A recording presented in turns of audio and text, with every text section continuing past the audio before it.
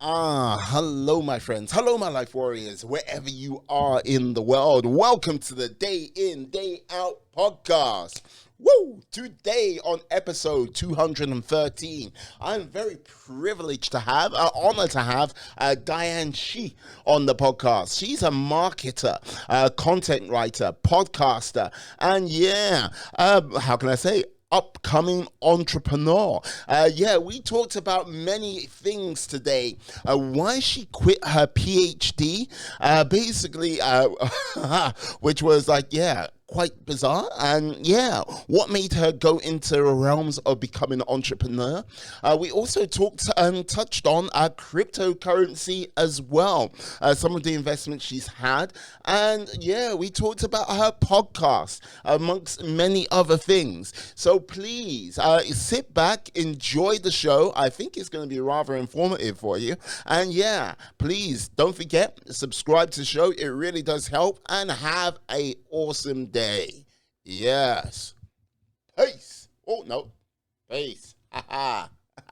Oh. Hello, my friends. Hello, my life warriors, wherever you are in the world. Welcome to the Day In, Day Out podcast.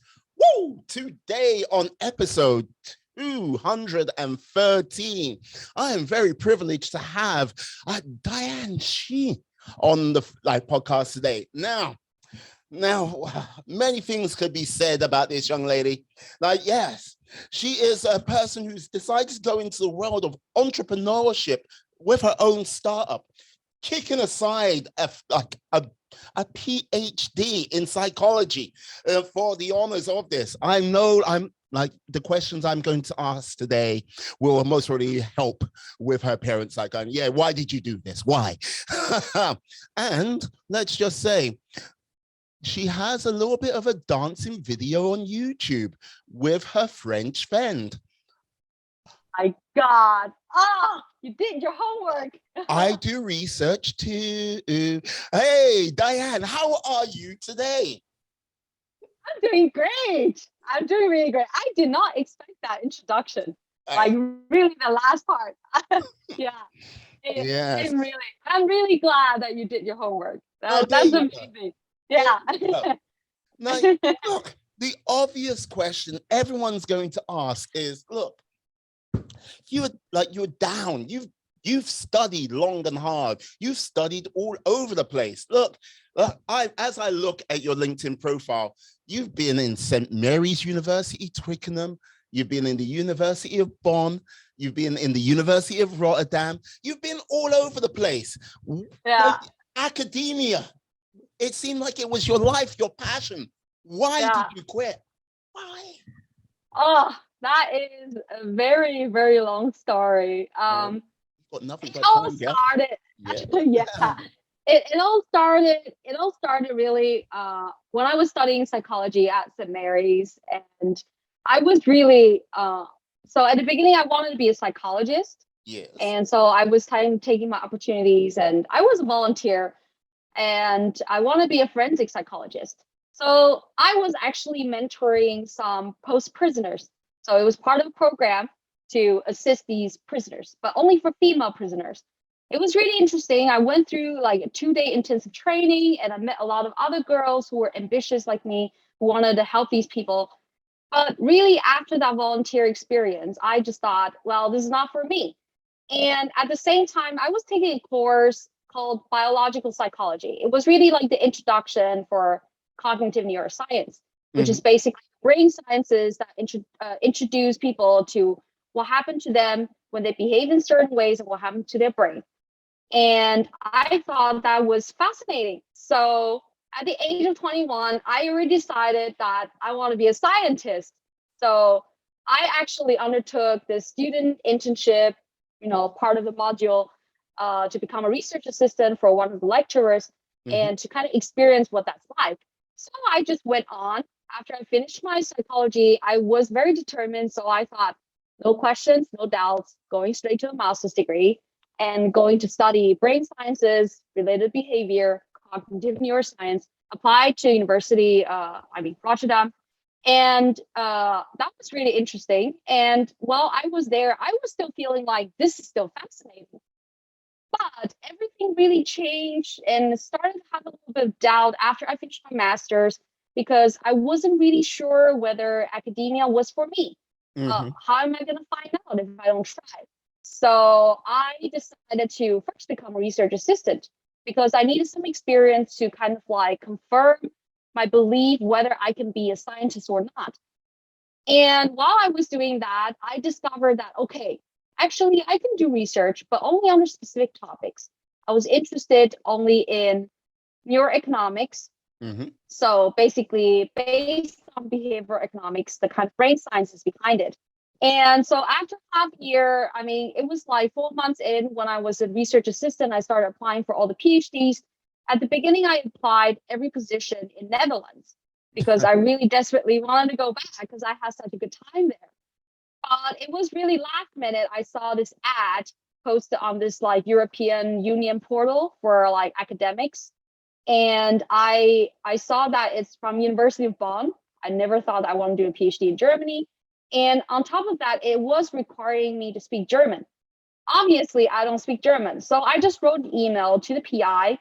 I said, okay, I don't speak German, but I think I'm a good candidate. I have the experience and everything. I have the skills.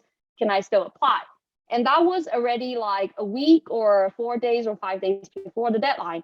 And then he said, sure, of course, just drop your resume. So I did. And after that, I got an interview. And like week or two later, they announced, hey, you're going to be part of this European program and you can come to Germany and do a PhD. So it was like, boom, suddenly I was moving from Taiwan to Germany. And so soon I was already going back to Europe, right? I didn't expect that. Everything just happened so quickly. And it was under the topic of decision making neuroscience. It was exactly the topic that I wanted. Mm. So I started at the beginning, I was really, really passionate about it. And I had all these ideas in my head about research I wanted to do. I was spending a lot of time reading a lot of research as well to build a foundation for myself. And I was learning a lot of stuff from the people in the lab, the senior people as well, getting to know the people, the environment. But I think that everything started hitting me when a pandemic started, kind of like for everyone, right? Uh, yeah, and everything. I started having doubts when pandemic started, and because of this program, specific program, I was in Spain. So I was doing a project in Spain. And first week I arrived, I was so excited, didn't know how the pandemic lockdown was going to happen. I actually reserved an apartment 5 minutes walk from the beach because I was so excited, never had lived next to a beach before. It's Spain, why not? And I did. So I remember it was just 15 minutes walk from the university I was co-working at, and I could take walks at the beach and everything. It was literally like 7 or 8 days later, the government announced, okay, full on lockdown. It was really the harshest lockdown among other European countries Yes. because you couldn't go anywhere. You could only go to the supermarket. And what else are you going to do if, I mean, I didn't know anyone. And what else am I going to do? I have to spend a lot of time thinking, right? And I have to spend a lot of time just by myself. And that was the time I started to feel a little bit unhappy about, I mean, really full on inspecting about my whole PhD thing situation. I started to feel very unhappy about the project. I Hmm. mean, doing a PhD is not just I'm doing research by myself. You have to collaborate with other people. You have to work with other people. You also have to work with the seniors and you have to kind of listen to advice and so on. But I really wasn't happy with my progress because, you know, I wasn't working alone on this. Of course, it would be great if I'm doing everything myself, but that's not possible. Sometimes you need advice and collaboration from with other people. And that was the first time. I remember at the time I was a little bit desperate, but also kind of emotional because I was just spending too much time alone. So I called a colleague. Yeah, I Okay. called a colleague and I said, I quit my PhD. Fuck this shit. I don't want to do this anymore. And he said, okay, Diana, you have to calm down. You're acting and thinking based on your own emotions right now. And it's not rational and it's just too impulsive. So I think it took about a day or two, and I calmed down a little bit. I was like, okay, he's right. This is a really rash decision. If I just put my PhD now in the midst of pandemic while I'm locked here alone without anyone with me. I mean, maybe the situation would have changed if there's people around me, if there's friends who can tell me, you know what, you're not really making the right decision, and so on. So I didn't act then. It was only until a year and a half later, Mm. like a year and a half later, Yeah. which was back in August, I finally quit my PhD. So that it took that long, I know, it was because the whole process of quitting the PhD was so hard, is extremely hard because it's almost like you're producing a human being. Okay, you're pregnant, and you have to feed yourself well. You have to take care of the baby. You have to be careful. You have to read the books about how to take care of the baby and so on. You have to ask people about it for advice. I mean, it's almost like that. But if you just want to give up, it's almost like you're giving up on life. You put so much time and effort into these projects, developing them and so on, and it was just so difficult. It was so hard for me to overcome the fact that I couldn't stop thinking I'd be a failure if I quit my PhD now. Mm. So it was really that belief that kept me stuck.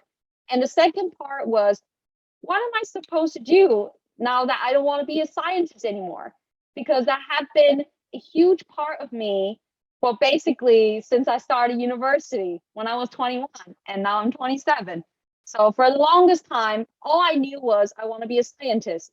Suddenly, that goal just wasn't there anymore. So I felt really lost. And that's why it took that long. And I wasn't really inspecting my feelings either. I was clearly very unhappy, but I just kept going. I don't know. I just thought, well, if I just keep going, I'm so close, I can finish it. But I was just really, really unhappy. So I would say the real reason is, going back to your question, the real reason is that I finally took the step to respect my feelings, that I was not happy, I was burnt out, I was depressed, and I was exhausted from doing a PhD. And at the same time, I was just not feeling like I could be myself. I couldn't be creative. I couldn't really be who I am. Mm. And that's why I quit.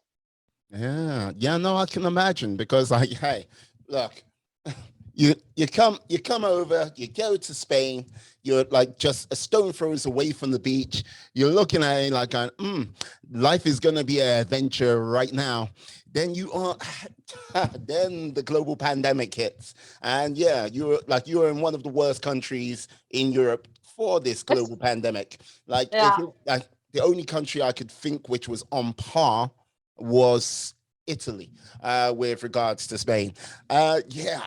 And while you're trying to do all of this, doing a PhD is not easy in the most optimal circumstances.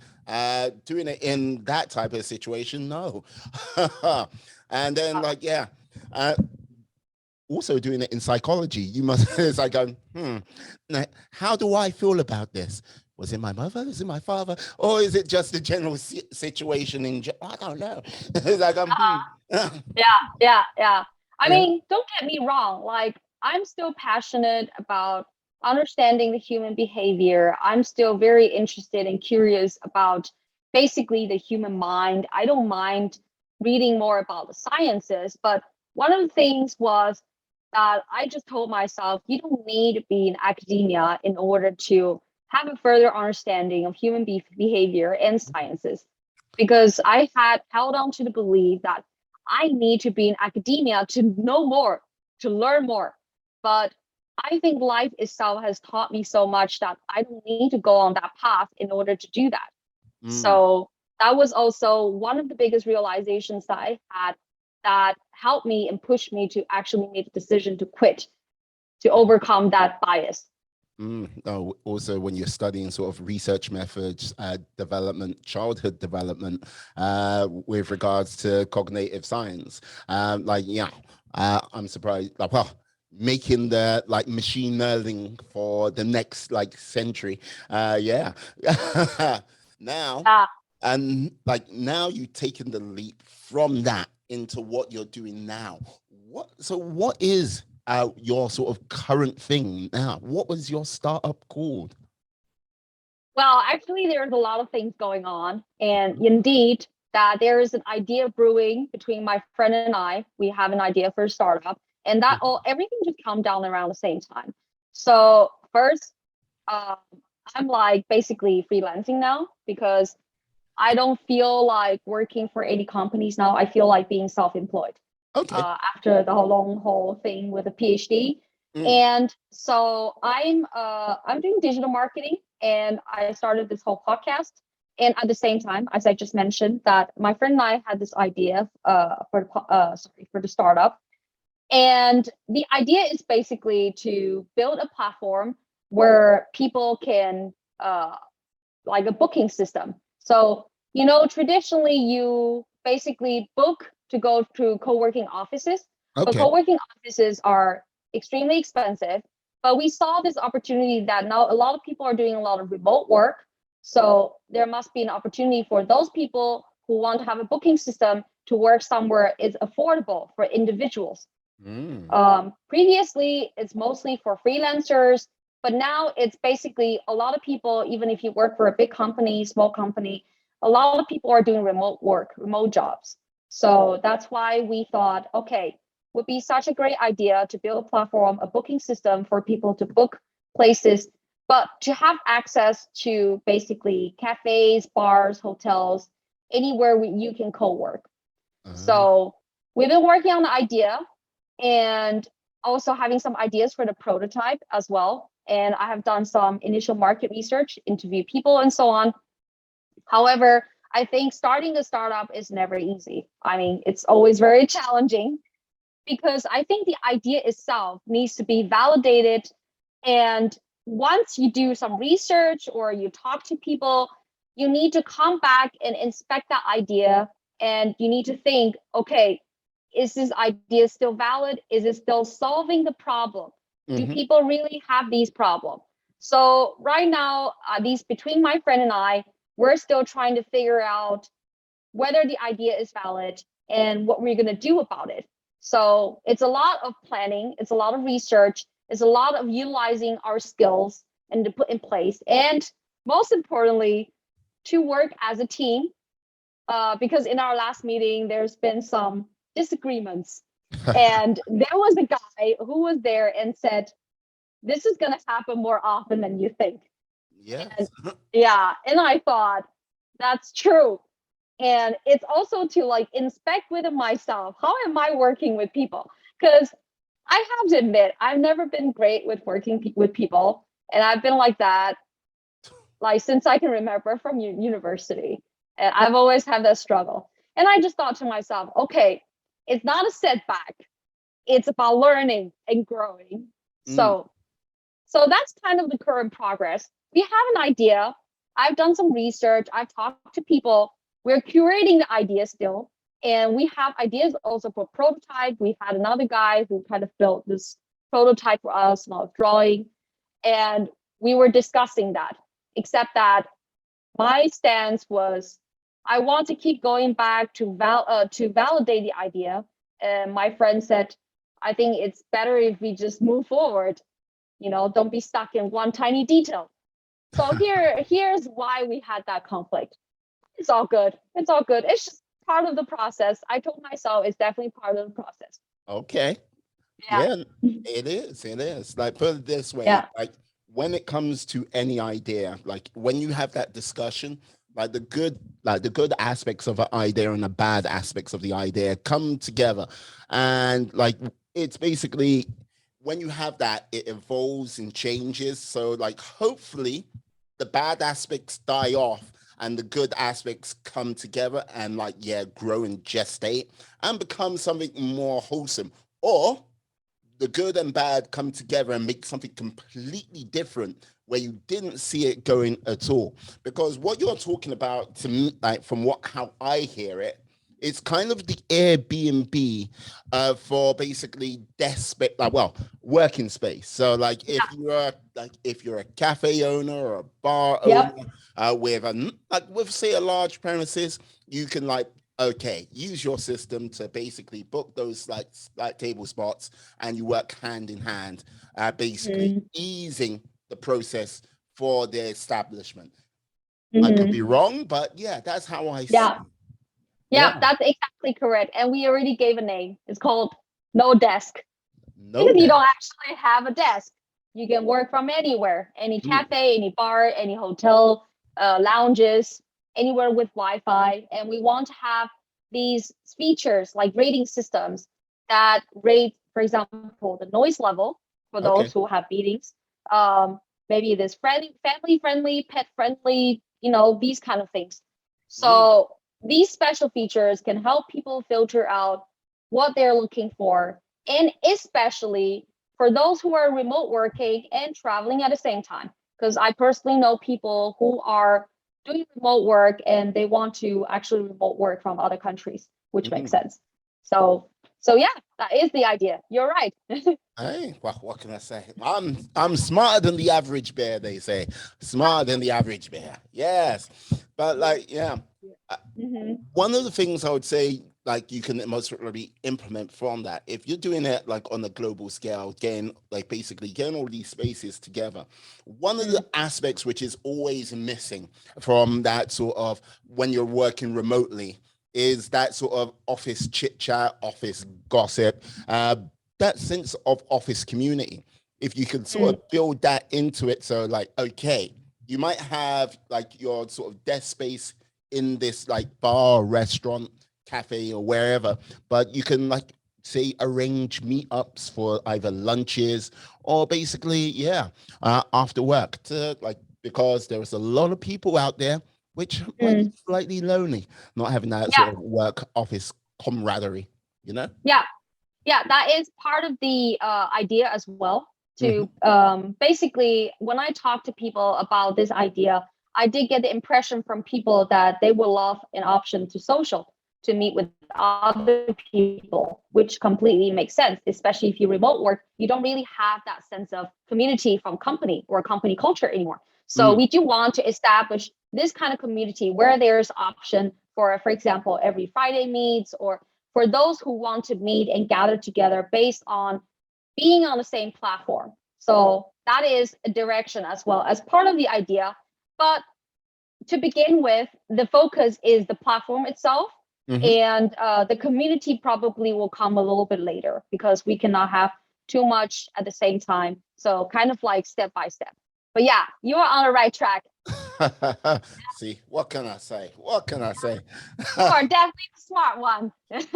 As I say, I'm smarter than the average bear. Can't mess with me. Yeah.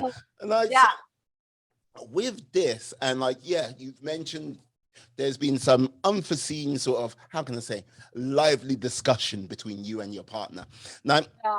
what would you say has been one of the sort of more surprising aspects of getting into basically the startup world over academia? Oh, yeah, that is a good question. So I would say that I kind of always consider myself to be quite pragmatic and quick thinking. Hmm. And this aspect was not so appreciated in a way when I was in academia, because in academia, it's also about validating the idea itself. But you need to be very careful. You need to basically you need to do some research first about what kind of question you're really asking. And then you need to set up hypotheses. Then you need to basically do even more research, read more into it about other research. Maybe you find a gap, maybe you find something, and you need to have a good design. Then you need to validate the experiment. So everything follows step, and it's a very strict routine, right? But the thing with building a business is different in a way that everything should be moving a little bit faster. You don't really have a lot of time to go into details. So going back to that conflict earlier, I would say that both my friend and I are not wrong. It's just because of my academic training. I think naturally I think a little bit more on, okay, is this question valid? Now that I have talked to people and these people are providing these insights and pain points for me, that I can see there is a little bit of a loop, a hole in there that we need to dig a little more into. But my friend, who is even more pragmatic, who of course has been in industry, he's a project manager, he understands the importance of, we need to do something instead of sticking on one spot and not moving forward. And that is a problem that I encountered back when I was in academia, is that you can really stay on one tiny detail for a very long time, because it could be that one tiny detail changes everything in every aspect of the research itself. It could be that when you have a flaw in the research design, then maybe your outcome is not accurate. Maybe the research itself cannot be replicated. And when it concerns measuring human behavior, that is a problem, because how am I going to tell people, oh, I have done this research and it shows this, and therefore I concluded this. And other people said, but in your design, this is a flaw. How can you say for sure people didn't act like this because you set this up? So that is exactly why I was very careful about this, like when we set up the idea, because in a way I started thinking more on the aspect of human behavior and how they approach this, and whether they will adopt this platform that we will provide for them, this service. Do they actually need it? And of course, not to think on a B2C perspective, but also B2B. Would cafes, bars, restaurants, would they want to work with our platform, similar as Airbnb? So yeah, so I'm just thinking a lot of these things, and my friend just said, well, we should really be moving forward. We should really be building a prototype and do some user research on that, prototype testing, concept testing, and things like that. And yeah, so I raised the question, I challenged a bit, and and led to that. We haven't really concluded, but I would say that that's one of the aspects that is different working for a company or having a startup versus academia, is that in academia, even though you might be working with different people from different research backgrounds, or basically backgrounds in general, but at the same time, you're working around a research problem. But in a startup, it is about selling at the end, selling the product, whether people will use it or not.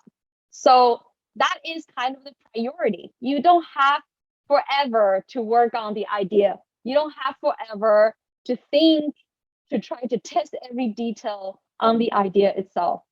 So I guess it's about a balance, and also work with people from even more different backgrounds, such as my friend who has background in engineering and now he's a project manager. The way you communicate is like at a company, different departments, people from different backgrounds, they communicate differently. And it's something that I don't really have much experience in. And I could already see that in terms of communication. And that is something that I'm trying to work on, because you do have to find, a common ground that you can reach. Communication is really the key to effective working, and especially in a startup. Yeah, because like this is the thing with regards to where your startup is, it's, how can I put it? It's in a weird place of limbo, because okay, when you're doing tech, doing anything with tech, okay, it can either go very, very quickly or very, very slow. It's just one of those things. Sometimes you just don't know which place it might hit. And like, because you're like, okay, yeah, got to do this, got to do that. And you're thinking through the steps, very like, you know what I mean? Being very pragmatic about it, getting it to get it right, which is a good thing. It's just a case of when, like, I always sometimes worry when tech is like, okay, if I went, when will your prototype be up and running? And you might go 3 months, and you be like totally sincere about that. And it's like, yeah, 3 months. Okay, great. God knows how much time goes by, and you're like going, hey, what the hell? What's going on? How do you think you might sort of like combat some of the potential setbacks, which are might be ahead of you. And like, look, I'd say curiosity. Okay. Yeah, I mean, on top of my head, I can already think of a lot, but I think already my timeline estimation for when the product will come out versus my friend's timeline estimation is already very different. So I mean, I'm not like, so I have experience working with startups. I have, when I was doing my PhD, I helped a friend and he was doing startup on crypto, building an analytics tool. So I kind of experienced what that was like. And now actually one of my clients, it's also a crypto startup. So I'm doing market research for them, marketing in general. And I can already feel, combine these experiences together. I know one thing for sure, that it definitely takes time. I was talking to one of the startup founders who's also working. I mean, they have a product already, but they went through this like Tech Start program, and it's in Lisbon. And there, of course, you try to build a product, and then you try to show, you have to get investors to invest, right? And that's kind of the point. We need to get the investors to invest. But it's not easy to build a product, especially you're trying to build an app. I mean, essentially what we're trying to do is we hope that this is an app that people navigate on a platform where they can easily find something. Of course, a website as well, but an app is so difficult to build. It takes so long. So it's not easy to estimate the time frame for this. My estimation is that, I mean, his estimation is that we launch next year. And my estimation was like, hell no, we're not. It takes so long. It takes so long. Like you have no idea, front end, back end, engineering, development. This takes time. I mean, this other startup that I'm working with right now, I'm working marketing with them. I also have to do market research for them. Similar process of what I'm doing now with this startup. And I think it really is up to the leader of the startup. Because if the leader himself is impatient, then you're going to rush through the process. And you don't want to spend all that time and money build a product that eventually people will not use. And that was one of the setbacks that we had, was because I don't believe that what we have now is enough to validate the idea. Going back to the point I made earlier, I feel the need to do more research, but he feels the need to already move forward. I still have concerns for, okay, I still think we need to talk to more people. And if you really want hardcore data, that's fine. We can set up research and we can set up survey research. So we can have hundreds of people like basically answering questions. But the problem with doing survey is that you don't get meaningful insights from these users. So that's why, of course, the combined method is better. But to begin with, it's always better to talk to people, literally talk to as many people as you can. So yeah, I would say the first setback is time frame estimation. And I don't blame him. I don't blame myself either, because as humans, we're not good at estimating time. We're just not good at estimating time. And I mean, this is called a planning fallacy. So we always plan something ahead and we think we will get this in this short time frame, but it always ends up taking much longer than we expected. So it is okay. I mean, this is also one of the things that we kind of need to talk about and agree on, the timeline. I think it's good to plan out a timeline, but at the same time, we have to be realistic about it. And that is a setback. Now, yeah, you know what I get about you, like, and like, this is a good thing about you, actually. Like, yes, you're a very practical person, practical thinking, and like, yeah, getting that information when you went, yeah, with surveys, it's sometimes not like the most valid. Yeah, fair point to you. Fair point. So this, like, trying to like, so working with your partner, trying to get everything just right. Like, so seeing, like, observing how other startups have gone along the way. Like, what would you say has been one of the biggest lessons you've picked up from that? Because there is so many things I could say with startups. You can go, oh, you screwed up there, you screwed up there, you've done that. I don't know how you managed to come up with that brilliant idea. Mm-hmm. What has I I think it's okay to fail because, admit it, if you look at statistics, startups, like basically 99% of startups fail. But it's about picking up the lessons from failures. And I I think maybe because of that experience working with other startups and seeing their struggles and so on. And I mean, this other guy that I talked to, he told me that they started this idea 3 years ago. Mm. 3 years, and they're still trying to get fundings, right? And I think that, first of all, it's okay that you fail, and second, it's okay to fail and come back with better ideas, and it's okay to iterate based on the mistakes that you make, because that is part of the process. It's not going to be next year we launch, the year after, yay, and we get a lot of customers and we get several rounds of funding and so on. So it's not going to work like that. In this aspect, I think it's because of my experience in academia. I somehow feel, I wouldn't say relaxed, but kind of like not nervous or anxious about, because I think this process is very similar to academic research, that there is an idea, there is a hypothesis, but it's highly likely that hypothesis is not gonna be valid.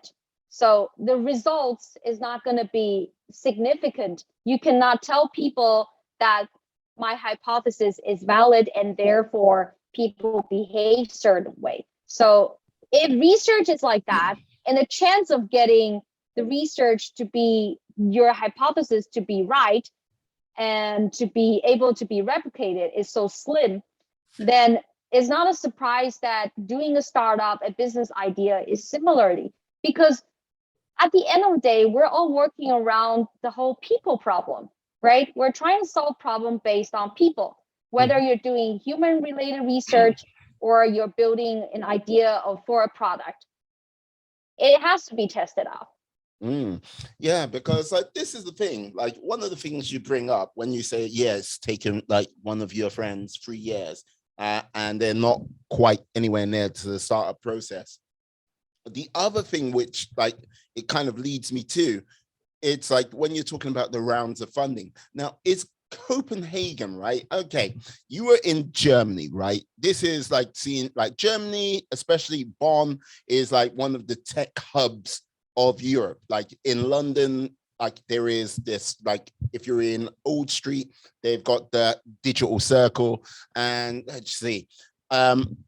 After that, I'm kind of at a loss without sort of either jumping to New York or Silicon Valley, and then basically, yeah, sort of India, like doing some support. With regards to sort of find that sort of VC funding and stuff like that, or angel investors, is it a fruitful place, or is it a case of there's like one or two and you have to sort of go out of country to find those people? Yeah, so my friend has done some research on fundings. Initially, we thought to get European EU funding as well, because they have that. They also have, I mean, I think they provide a lot of opportunities, especially for young entrepreneurs. Yeah. I mean, I'm not that young anymore, as in I mean, on their website, they even categorize. How old are you?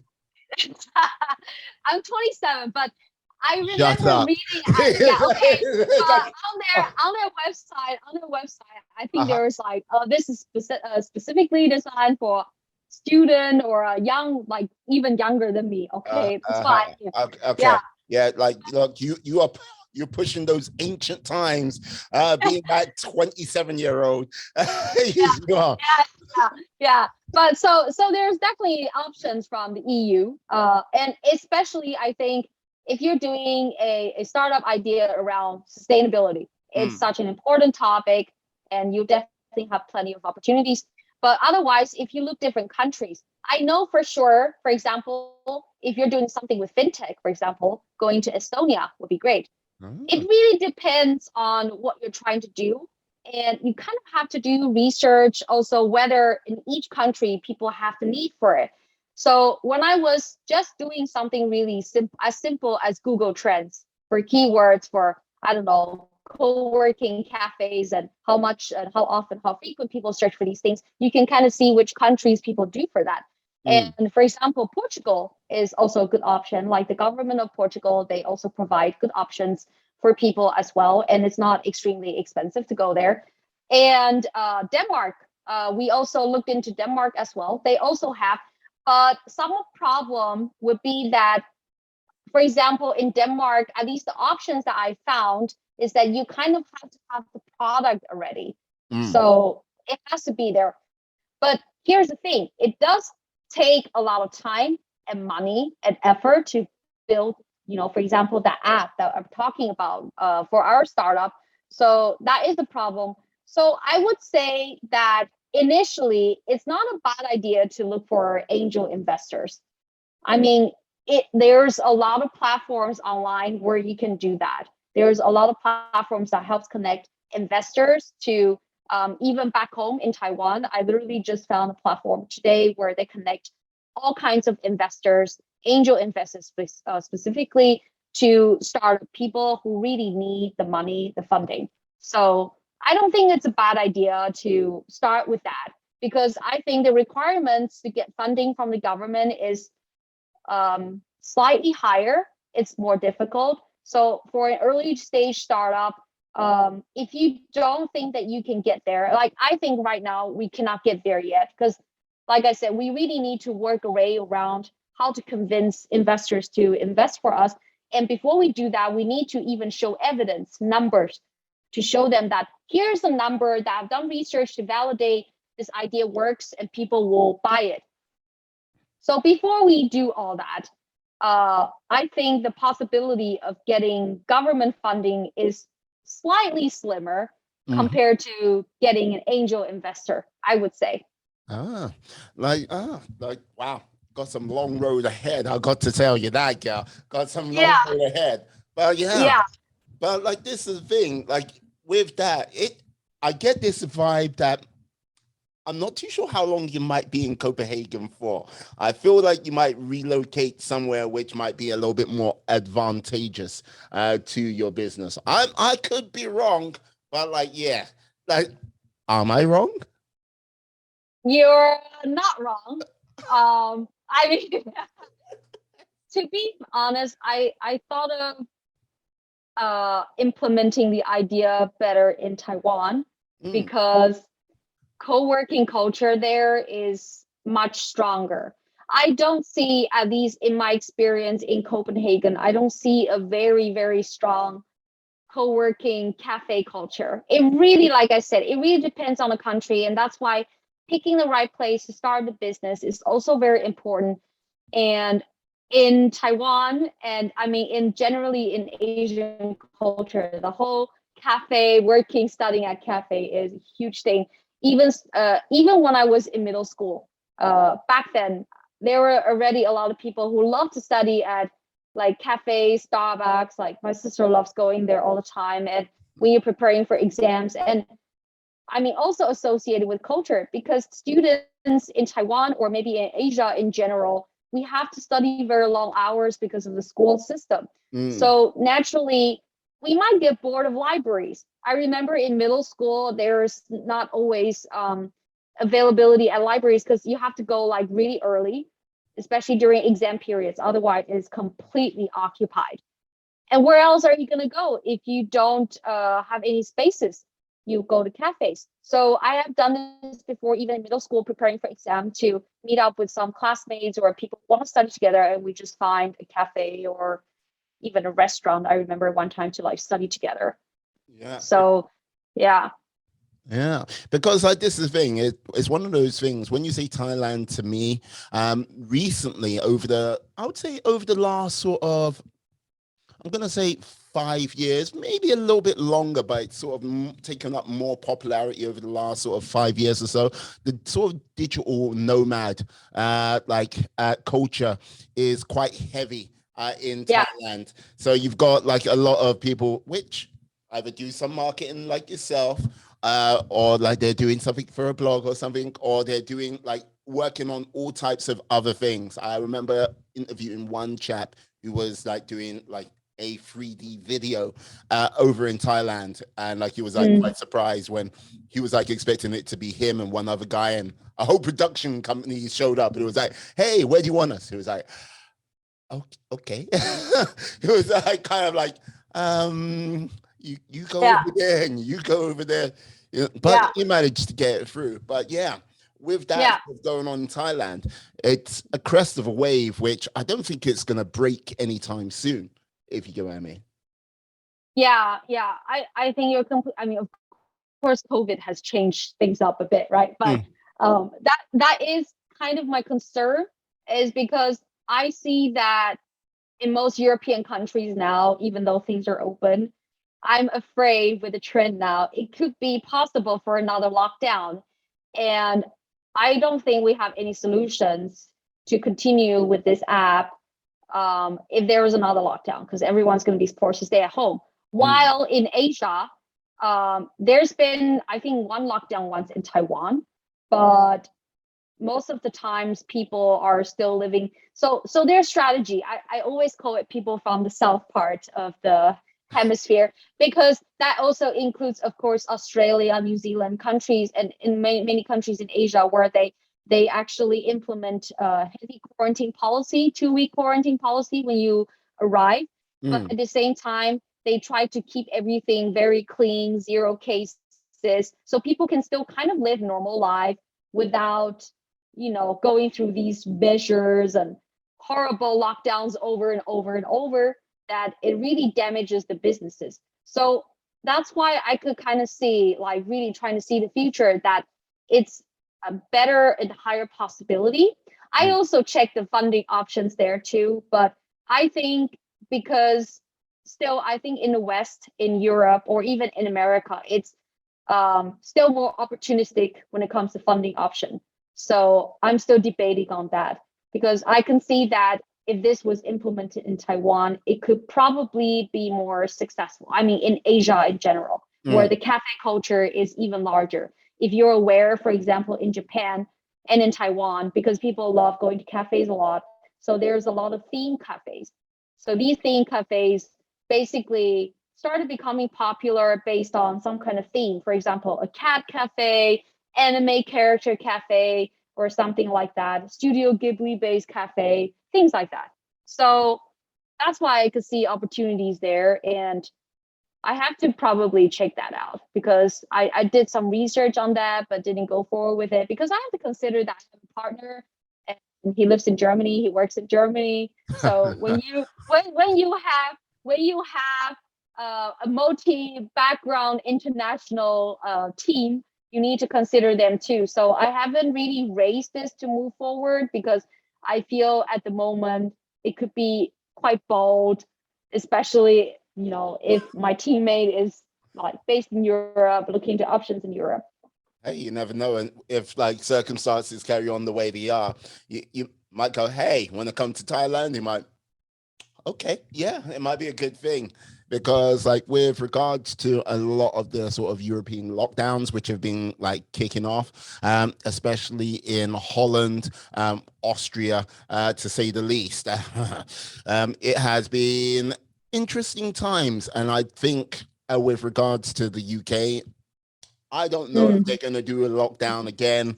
I Yeah. honestly don't know. Like there's part of me which is like I'm kind of like watching them, because I remember being in the gym Mm. December time, like I don't think they're gonna lock it down there. I can't see them locking it down. And yeah, that weekend they just went, yep, it's closed. off off you go Mm. back to your homes. So like Mm.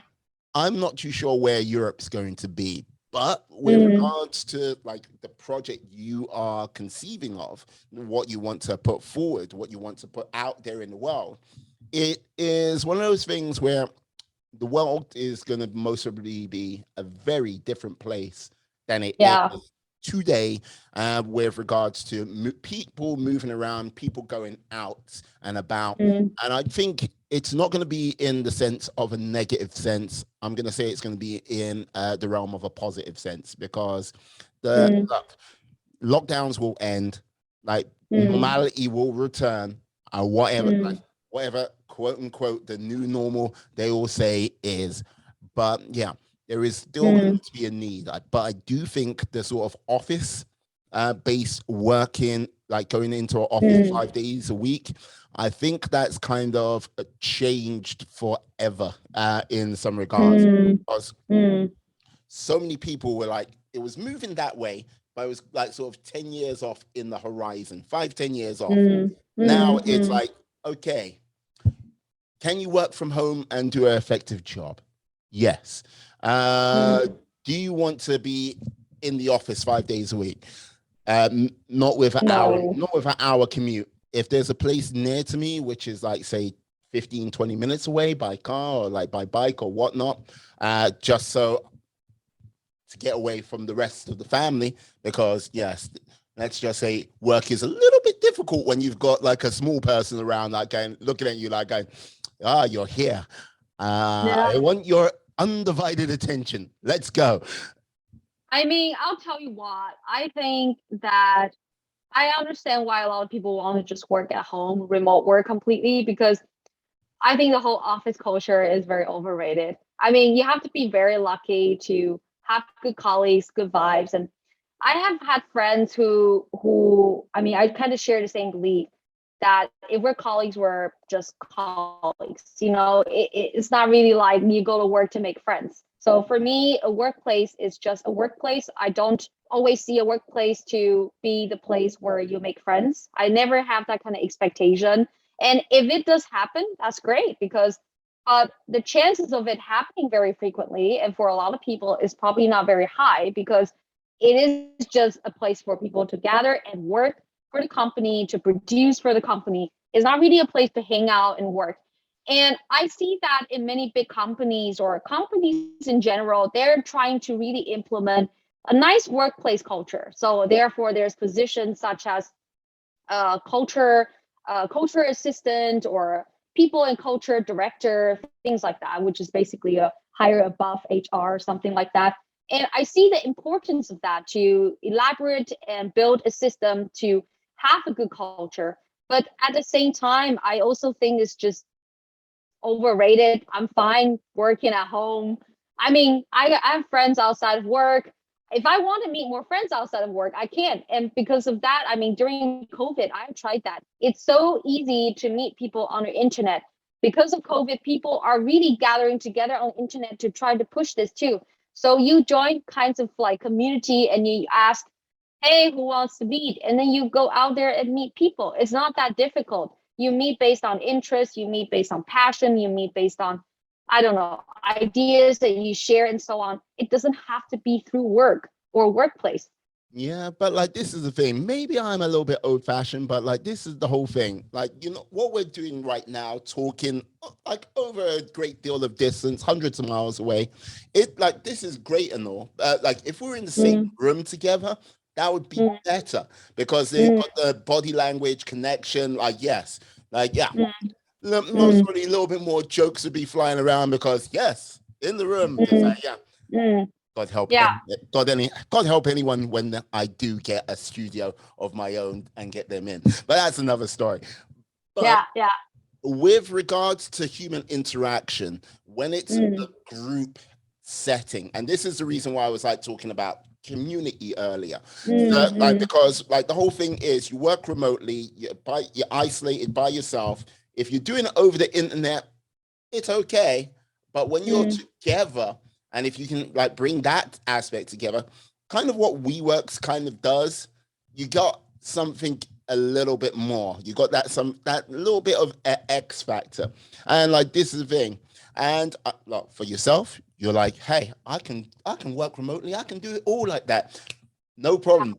But for other people, it's not kind of that sort of thing wouldn't work well with them. And I think that's where some people have suffered with that in all the sort of lockdowns, and hence the reason why you see people so upset in other countries where lockdowns are being put in place, Yeah, I agree with you. I mean, this is completely and entirely subjective. That is very true.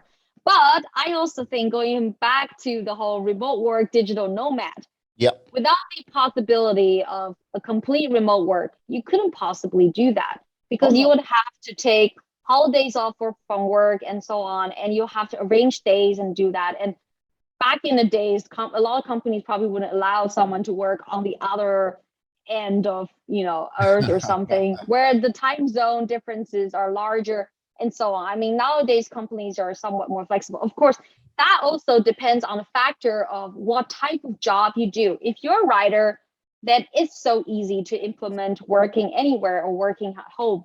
And if you're a developer, which actually I met many of them when I first moved to Valencia. I actually went to an event the first weekend before the whole lockdown happened, of course. But a lot of freelancers, they literally, that's before COVID. And I was so envious of that they just moved to Spain to have their fun, living the life of Spain while being a freelancer, like a developer or something like that. And for me, that is amazing. So you can still meet people. Yeah. I mean, you don't meet people through work, but you can still meet people, but not at this, not in the same sense. So I would say it is a general theme that we crave that human interaction, whether it's through work or it's off work with your friends. That Yeah. is the general theme. And that was also the reason why that I got a little bit depressed, like in March, the whole March, I was just kind of like very lonely. I was so down. But I think the whole virtual assistance of many softwares, apps, and so on, Zoom, for example, it did help as well. And I remember at the time, I think there was this app that was popular called Party House or something. Yeah, I know the one you're talking about. It Yeah, exploded, and just as quickly as it exploded into activity, it yeah, appeared literally overnight. It yeah, was yeah, yeah, exactly. And there was this other app that got popular that also literally just went down. Uh, was it Yo? No, it was something house where you go on and then you just talk and Oh, then other Clubhouse. yeah, Clubhouse, yeah. Like it literally boomed. One of my Japanese friends sent me an invite. It was so mysterious. You have to get an invite in order to be on it. Yeah. And I got an invite. I went on it and I'm like, okay, this is cool. But I think after a few days, I was like, I still prefer something visual. It's a little bit weird. And you don't really get a chance to talk. It was like some kind of influencer, podcaster, whoever that's popular who is hosting this. Yeah. But at the same time, it's just like you're there and not really interacting. You're listening. That's it. So yeah, and I remember a while back, I came across this article that said, why did what is it called? Party? It No, was sorry. either Party House or like Party House was the one we were talking about before, I think. And Clubhouse. Oh yeah, sorry. Clubhouse. Oh, so confusing. Yeah. Why did Clubhouse fail? Like how did they fail? They also went up and boom, everyone was talking about it. And then suddenly like no one's really using it anymore. So yeah.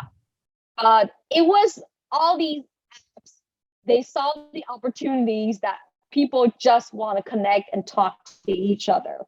They want to find ways. And things actually, because of these kind of stuff, like things actually started getting better in April for me, because a friend of mine and we decided to start working out together virtually. So every day we get up working out. I mean, come on, we got no one to show results to. We just need a goal, something to work towards. Actually, we set a goal. We said in the summer everything's gonna be better, so we Yes. need to have summer body. Summer body. Yeah, I love it. exactly. Are my peach ready? Yeah, exactly. Yeah, are we shredded? Are we ready for that? And it was fun. It was really fun. And, I mean, I even started playing, video games. I don't really play video games often, like when everything's open. But I was just so bored. I was trying to find activities to do. So on top of working out, I was gaming with one of my friends or two of my friends a lot. We were always on Discord chatting, gaming, long hours. We don't even care, because people are just desperate and they really want to talk to people and so on. And this is understandable. And I also understand the sentiment why people are so angry with the new whole lockdown measure, because it's so exhausting. And yeah, of course, we're all like tired from that. It's completely understandable. And not to mention the amount of people that suffer more from these mental health struggles because of the lockdown and COVID and so on. So I completely understand. But going back to the whole remote work, I still really like remote work a lot. I just love it. I mean, the only complaint I'll make is that I don't get to dress up. Like at the beginning of the lockdown, I was really in my pajamas every day. But at the end, I realized, you know what, I need to put something on that is kind of like a formal attire, and so to kind of like wake me up from the comfort. I could just see it now. You're there, like having a Zoom meeting, camera off, and like just having your cereal, just like mic off, Yeah. and then they go, yeah, if we can have all our cameras on, just whole groups of people panicking. There's Oh my god! Oh my god! Actually, this actually reminds me of all these Zoom meetings, right? I mean, I think people see the opportunity to connect more, so they have excuses to have more and more meetings. And I have had many meetings where someone is presenting something, and I'd be like, not there in person. Who cares if I'm actually listening? I never like meetings anyway. And before it was in person, I was forced to actually be there and pretend I care. But now I can just turn the cam off, mic off, I can do whatever. So a lot of times it just be either working on my other stuff or, oh, I'm hungry now. I'll just cook something on the side. Just put my laptop on the side. Someone's still presenting something, cook my stuff. And, sometimes I watch YouTube videos and stuff like that. So I'm pretty sure there's a lot of people have been doing this kind of stuff with Zoom meetings, just okay. yeah. I'll keep this to a minimum because wait a second. Wait, is Diane? Wait, why is Diane's camera off? I listened to that podcast. Turn on the camera, Diane. It's like what? Just like see you. It's like shit. It's like damn it. Yeah, I mean, this is like two things, right? One is, why do we have so many meetings? And two is yes, if the meeting is not held in person, people are gonna do that. It's really hard to stay concentrated and focused with really long ass meetings while there's many other better distractions around you at home. So I'm pretty sure people have done that. Yes. Yeah. I have to ask, like, yes, skipping out on Zoom meetings aside and all of that. Like, she's only joking. Anyone who might be in her employer, she's only joking. Yeah, like, she's not serious about this at all. Like, hey, Diane, why you turn off the camera? No, joking. Like, yeah. So what led you to go, hey, let me start a podcast? You're 5 episodes in. No, sorry, 6 episodes in, which are live at currently. Yeah. Actually 9 episodes. Wait, how many episodes? I don't even remember. I cannot remember. Wait, sorry, six. Sorry. Yeah, my memory is really bad. Yes. And what made me want to start a podcast? I think it's because of my struggles, overcoming my struggles during my PhD and coming to realize who I really am, embracing myself, which took a very long time. It's not easy. And I believe there's a lot of people out there who still don't know themselves very well, because we're also overwhelmed by the whole hustle culture, which is completely overrated, that we always feel the need to outperform. We're a burnout millennial generation that feel the need to constantly be productive. I used to watch all kinds of productivity tips while I was doing my PhD, working long hours, not resting. I had no hobbies, interests outside of work. So yeah, all of that combined together, it just made me realize that I wasn't living. I didn't have a life. And what else is there to do if I don't try to inspire other people with that kind of experience and to learn also from other people? Because There's just so much to it in life that it is such a shame if we're so buried in work, if we're so buried to these achievements that we want to show people.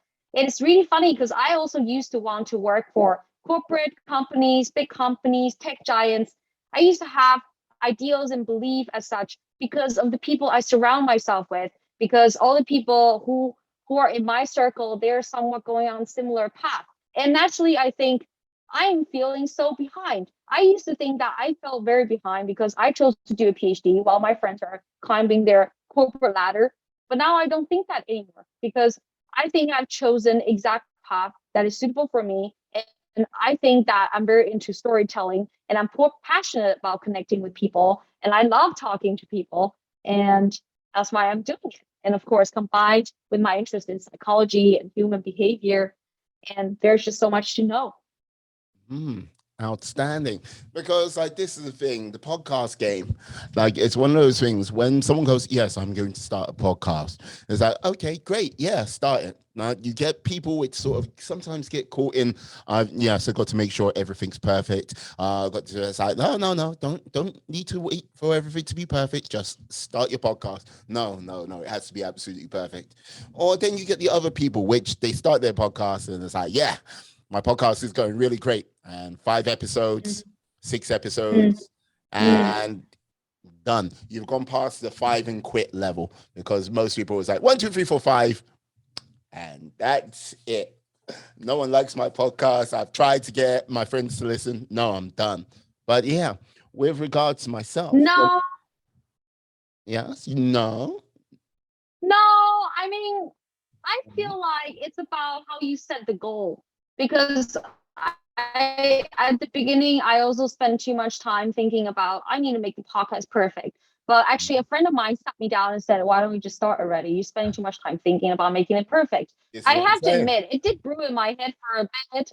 Yeah, it brewed in my head for a little bit. I never really took action until he said that. I was like, fuck it. I'm just gonna do it.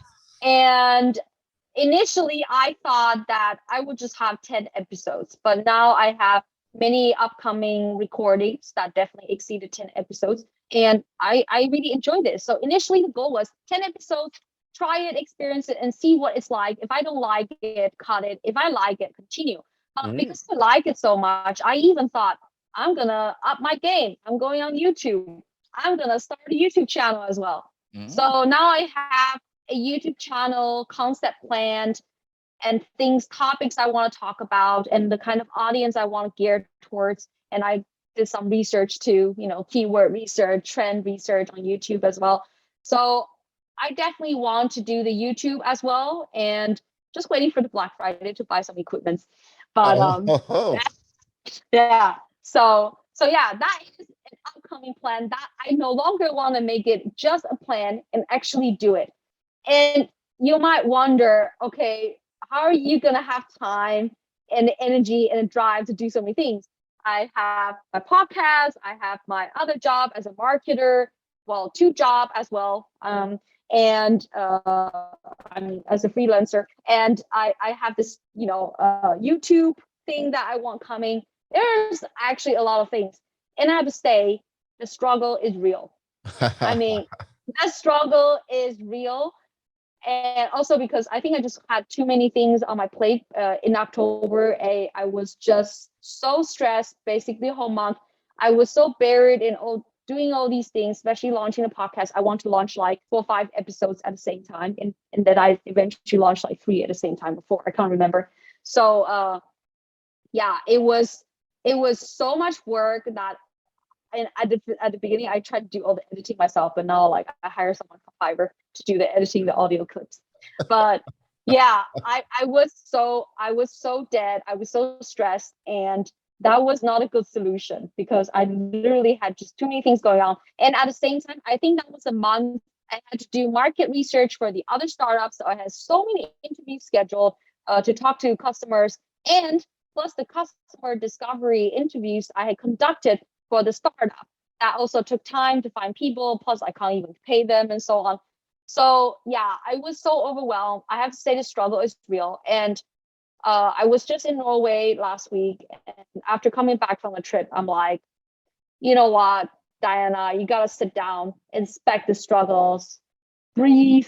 You need time off. You need to have balance, especially the downside of working for yourself is that sometimes you can have too many things. And I'm a very ambitious person. I always like, I want more. I want more. Not enough. I need to do more. I haven't picked that up from you at all. No, no, no. No, no, no, no, Yeah. no. That's like, no, you just seem to be this modest, like quiet, shy, retiring type. Yeah, no, no. That is so me. I Yeah. wish to be like that. I wish to be like that. As you go, I wish to be like that. I wish to be Yeah. like that. Okay. Yeah. Oh, boy. Yeah. Yeah. But Ah, I think now that I've reached a little bit better balance, okay. um, we will see. We will see. It'll be an update a year later. I'll come back to your show and I'll be like, hey, how's it going? I am still burnt out and stressed because I have now a different startup or something like that, and 2 YouTube channels. Who knows? So yeah, it's gonna be a fun life. Well, like this is the thing. You're gonna have the edge over many of the people who do podcasts because you are doing marketing. So you know what I mean. You've got some important key skills right there, which will get you out to more people than say, yeah, the average podcaster, which I don't think you're going to be. No, no, yeah. Mm-hmm. Yeah. I mean, that is also a part where I spend a lot of time. And especially Instagram, because I'm also using Instagram to reach. And Instagram takes a lot of time. I mean, first, of course, the keywords, very important, everything. And I did my homework. I even bought a book to do some research on that, you know. I watched a lot of YouTube videos and gurus talking about some marketing tips and stuff. And yeah, it is hard because you do need organic engagement in order for people to really like you, follow you, and show your authenticity. But that takes a lot of time. Mhm. And if you don't have some kind of assistant, you have to, of course, do it yourself. And I think right now, that's kind of where I spend most time. And on top of that, I'm very strict with myself on the show notes. I'm like, I need to have really great show notes where there's some research, there's good content, quality content, so people can read it. And on top of that, I'm like, I also want to write blogs because, you know, content strategy, that's very important to increase the website traffic as well. So I mean, there's a lot of things going on, plus the Facebook page as well, and LinkedIn. That's a whole nother level of game. So yeah, it can be very overwhelming. But I think it's a kind of a fun part of digital marketing, which is also what I'm doing for crypto startup, which is even more fun because when it comes to fintech, cryptocurrency, it is a complete different community, different audiences, different strategy. So I think this part is definitely really fun because we're now, like, I've done some research and, you know, interviews and so on. Now that I have found we're especially users in Taiwan, because that's kind of the market that we're targeting, my client and I. Mm-hmm. And for example, they use Telegram, sometimes they use Twitter, but Taiwanese people, they love being on Facebook. They love Facebook platforms. So we're definitely going to target that. And on the other hand, Discord is a much more stronger community for crypto investors or traders here in the West, in Europe, or even in America. Yeah. So this is the interesting thing as well. And yeah, I just feel like I'm learning a lot. And through these content planning, strategy, learning about things, you also learn as well because you learn about the topic because you have to plan, you have to do the research as well. So I learned so much about crypto, and I actually got into investing more in crypto because of that as well. Yeah, like this, like Mhm. when you say investing in crypto. Now, what I think of like with crypto now is okay, you've got your Dogecoin, like yeah, Yeah, diamond hands to the moon. yeah. Like you've got like yeah, Bitcoin, and like which I think in my mind that is the gold standard for sort of cryptocurrencies Mm, at this present time. mm, And when it comes to Ethereum, it's like for me that is that is the sort of gold standard for contracts, like basically like crypto contracts, which people will think, what? Crypto contracts? Look, if you've got an NFT, it's always going to be on Ethereum, and basically you can like have a smart contract to like keep on paying through it and like keep things going that way. But like, you know what I mean? I don't know. Yeah. So it really depends, right? I think when you buy small coins, especially those with potential, and if you don't know whether it has potential or not, you have to just go on, I don't know, Twitter. And when people talk about it, they start going crazy. This is the moment, man. This is the moment that you put money down. And I have earned quite some money some weeks ago with Dogecoin because it just boomed suddenly. And then I'm like, money down, sell and sell. So I actually gained some money from that as well. And I'm not like crazy rich or something. I'm not like these big YouTubers. I follow a lot of like investor YouTubers who talk about investments and stuff. And I'm not like them. Yeah. He's one of my favorites. Meet Kevin. Yes. Yep. I mean, I love watching also Grant Stefan's podcast as well. Yeah. The Iced Coffee Hour. Oh, I just love when he gets all these guests to come on and talk about investment strategies and so on. So also like how you start investing. I mean, I'm not going to be rich like them, like millions down and so on. I'm not going to be like that. Oh, come on, Diane. You don't know that. You don't know that. You're only you're only 27. You're just a baby startup person yourself. Like plans and ambitions, girl. Plans and ambitions. Yeah, I mean, I don't know that, but I know that investment is so important. I started investing so at the beginning when I first got my first job, when I was a research assistant, I first started with saving because the rule of thumb is always you need to have some kind of saving for emergency. And only after that, you can start investing. So once I got enough for emergency, I mean, this is also subjective. I mean, the standard is that, but it depends on the person. Once I started working in Germany and started accumulating a bit more savings, then I thought, okay, it's time to hit the investment game. And I have made mistakes. I literally lost. At the beginning, I didn't know what I was doing. And I just put some down for, I remember it was Netflix or Spotify, I can't remember, future stock, right? I didn't even do my homework. So I think I gained something from something else for like 250 euros. I'm like, oh my God, I just made 250 euros. Okay, now I just got tax return and I have the money to invest more. So I got tax return of 3K at local house. And I'm like, okay, I will put 1,500 down for this future stock. Didn't do research, did nothing, and I lost them all the next day.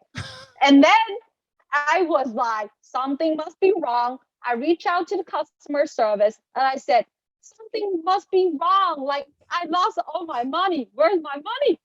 And they went, at this time, this hour, this second, I'm exaggerating. You bought this, and then this happened, and of course you lost the money.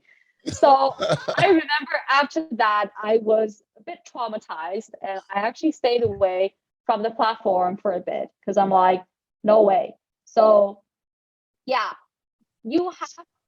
I believe that I'm definitely a very risk-seeking person. So that was a huge mistake.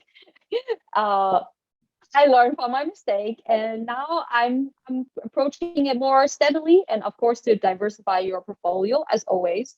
And of course, you can invest in something a little bit risky. But now my strategy is, if you don't know whether this will do well or not, whether it's ETF, stocks, index fund, whatever, right? Put not too much money, just a little bit, maybe like let's say 50, 100 euros, and see how it performs.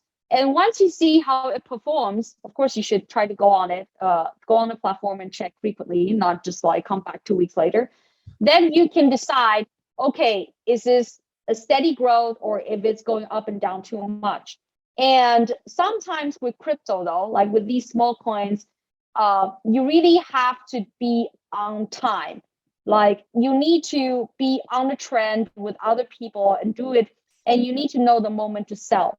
And of course, if you want to even get more into it, you have to kind of learn technical analysis. But Yes. I don't have time for that right now. Yeah. So these are like my take from my mistake. And now with that, at least with that strategy, I now have better looking portfolio where it's not huge losses, and it's sometimes rising and sometimes lose a little bit, but generally going quite steady. Yeah, and I think with regards to the sort of smaller sort of crypto like coins and everything like this, you've got to really sort of like, you've got to have how can I say, a strong constitution, because yes, it's just so chaotic, so like so mad, and if you're not ready for it, yeah, you can lose your shirt in a blink of an eye. Right? Yeah. Exactly. Yeah, exactly. And well, for now, I think usually when I decide to invest or not is really either the word of mouth, from someone around me who invests and like, oh, I'm gaining, you should, because there's already an established trust between you and the person that you know. Or when you observe this kind of trend on, for example, I'm on eToro, they always send you email almost every day about, I don't know, this is going up, this is going down, whatever. And then people talk about it. And, if you do copy trading, these top traders, of course, you have to select them carefully. They also give you some kind of analysis. This is going up, this is going down, why, whatever, and they might try to somehow predict what might happen next, but you never know. So it depends on the kind of person that you're copying from. And I would say for any beginners, copy trading is a good first step, because you can kind of like, don't need to do much. You just need to copy. And it's a good way to get some kind of income.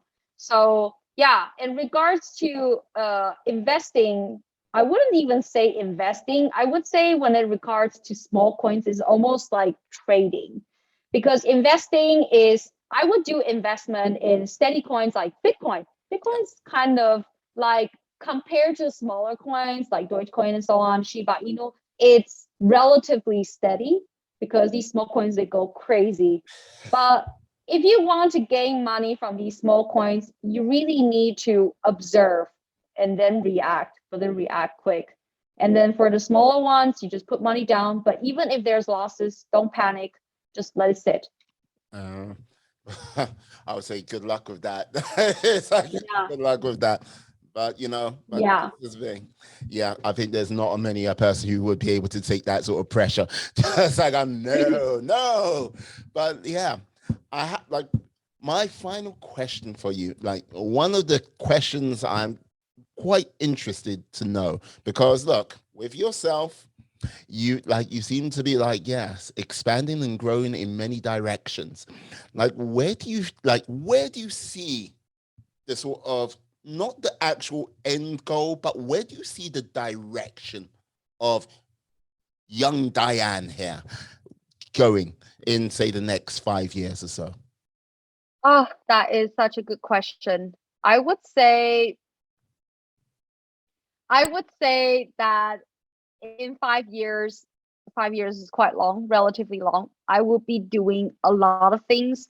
I cannot tell you specifically what kind of things I'll be doing, but I can tell you that it's going to become less and less likely for me to work for someone.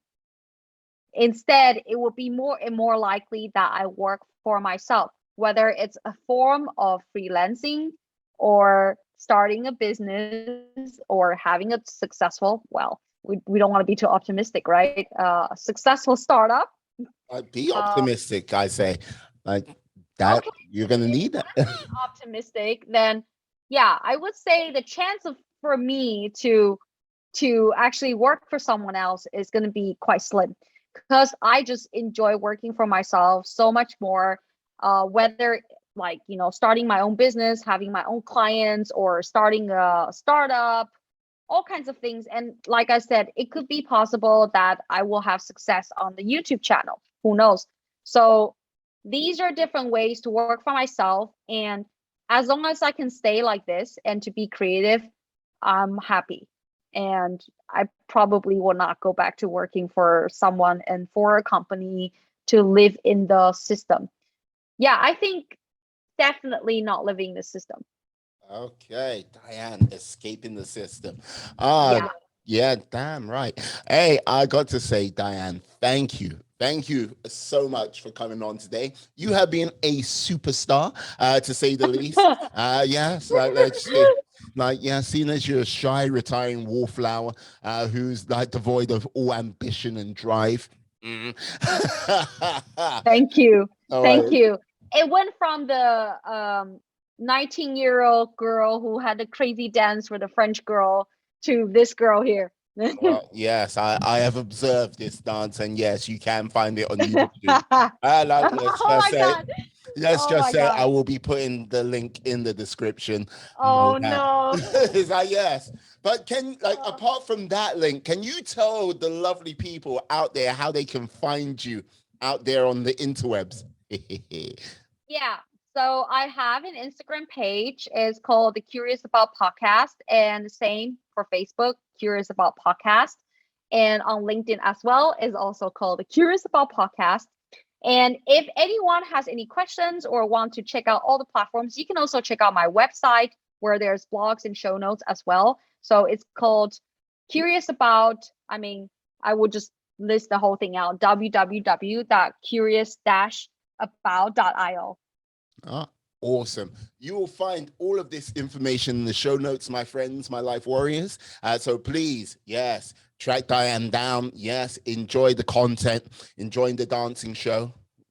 That's another story. But let me once again say to you, Diane, thank you for coming on today. You have been amazing, awesome, Thank wonderful. you. Uh, Thank you so much for having me.